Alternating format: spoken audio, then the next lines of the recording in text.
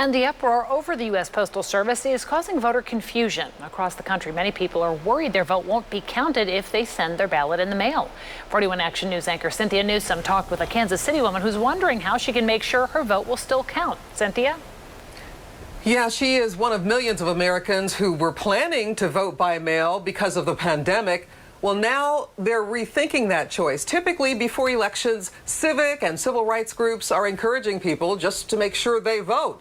Well, this time, those groups have the added job of explaining how to vote so that people like the woman you're about to meet can make sure their vote counts.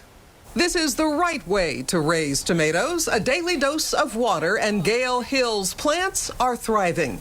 But as she waters her tomatoes, Gail is worried that a value she grew up on to believe in is in jeopardy. My grandparents and my great-grandparents reminded me that the vote and how our people fought for the right to vote.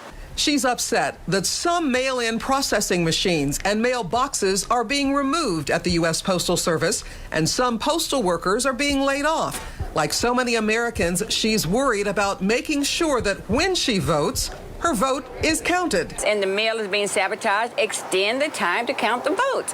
I don't understand why that's so difficult. I talked with Johnson County Election Board Commissioner Connie Schmidt. She told me delaying the date is not an option, so you have to act now. Request your mail-in ballot early. If they wait until the day before Election Day to put it in the mail, it still might not get to us until after Friday, which is the last day we can receive them, Friday after Election Day.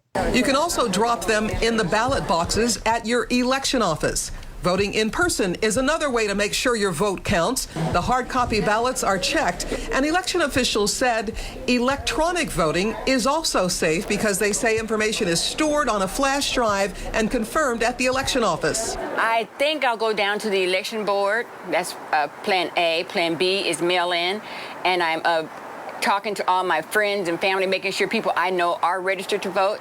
Gail is hoping all the confusion and distractions over voting will not hurt voter turnout. I don't think people are going to give up. I believe people like me know how important this is, and it's even more important because they're trying to suppress our votes. She maintains that America's value of one person, one vote will prevail. Now, Kansas election officials told me that you can also go on the Secretary of State's website and look up this area. It's called Voter View, Kansas Secretary of State. You simply type in your name and your birth date, and you can find your polling place, but you can also confirm if your ballot has been received. Your local election office can help you walk through that process. I'm Cynthia Newsome, 41 Action News.